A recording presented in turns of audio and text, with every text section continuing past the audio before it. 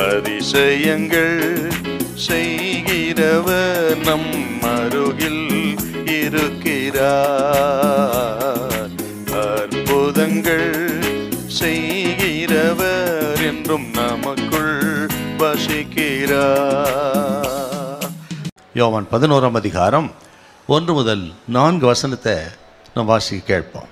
மரியாளும் அவள் சகோதரியாகிய மார்த்தாளும் இருந்த பெத்தானியா கிராமத்தில் உள்ளவனாகிய லாசரு என்னும் ஒருவன் வியாதிப்பட்டிருந்தான். கர்த்தருக்கு பரிமள தைலம் பூசி தன் தலைமயிரால் அவருடைய பாதங்களை துடைத்தவள் அந்த மரியாளே. அவருடைய சகோதரனாகிய லாசரு வியாதியாய் இருந்தான். அப்பொழுது அவருடைய சகோதரிகள், ஆண்டவரே, நீர் சிநேகிக்கிறவன் வியாதியாய் இருக்கிறான் என்று சொல்ல அவரிடத்திற்கு ஆள் அனுப்பினார்கள். பலஸ்தீனா தேசத்தில் பெத்தானியா என்கிற ஒரு கிராமம் ஒலிவமலையின் கிழக்கு மலை அடிவாரத்தில் இருந்த ஒரு அழகிய ஊராகும். இங்கே மார்த்தாள், மரியாள், அவருடைய சகோதரன் லாசரு என்கிற 3 பேரும் வசித்து வந்தார்கள். அவர்கள் ஆண்டவர் இயேசுவை ஏற்றுக்கொண்டு அவரை உபசரித்த நல்ல ஒரு அன்பான குடும்பம். அந்த குடும்பத்திலே தான் ஒரு நாள் இந்த லாசரு வியாதிப்பட்டு அவன் மரணத்துக்கு சமீபமாக இருந்தான். இந்த செய்தியை மார்த்தாள், மரியாள் இயேசுவுக்கு அனுப்பினார்கள். அதாவது தன் சகோதரன் லாசரு வியாதியாக இருக்கிறான் என்கிற செய்தியை. அப்பொழுது ஆண்டவர் இயேசு யோர்தானுக்கு அந்த பகுதியில் பெத்தாபாரா என்கிற ஒரு இடத்துல இருந்தார். இந்த செய்தி இயேசுக்கு அறிவித்தார்கள். இதை கேட்ட ஆண்டவர் இயேசு, இந்த வியாதி மரணத்துக்கு எதுவாக இராமல் தேவனுடைய மகிமை விளங்கும்படியாக இருக்கிறது, தேவனுடைய குமாரனும் மகிமைப்படுவார் என்று சொன்னாராம்.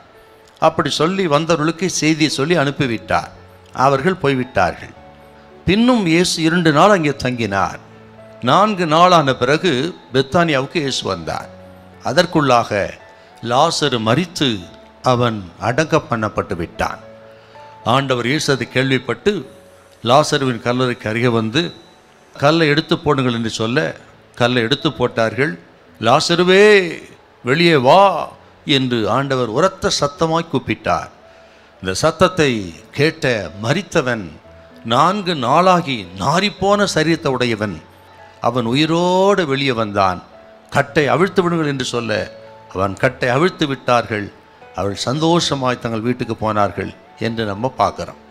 அருமையானோடே, இந்த அதிகாரத்தை தியானிக்கும் பொழுது நீங்கள் விசுவாசித்தால் தேவ மகிமை காண்பீர்கள் என்று இயேசு சொன்ன வார்த்தை எவ்வளோ அற்புதமான வார்த்தை பாருங்கள். இதை கேட்கும் பொழுது நீங்கள் வியாதிப்பட்டவர்களாக இருக்கலாம், பலகீனப்பட்டவர்களாக இருக்கலாம், பலவிதமான பிரச்சனைகளை அகப்பட்டு செய்வதறியாது திகைத்து கொண்டிருக்கலாம். ஆண்டவர் வார்த்தைகளை விசுவாசியுங்கள், நம்புங்கள். கர்த்தர் சொல்கிறா, அப்பொழுது உங்கள் பிரச்சனைகள் மத்தியில், பாடுகள் மத்தியில் தேவனுடைய மகிமை விளங்கும். கர்த்தர் உங்களை அதிகமாக ஆசீர்வதிப்பார். ஹல்லேலூயா, ஹல்லேலூயா.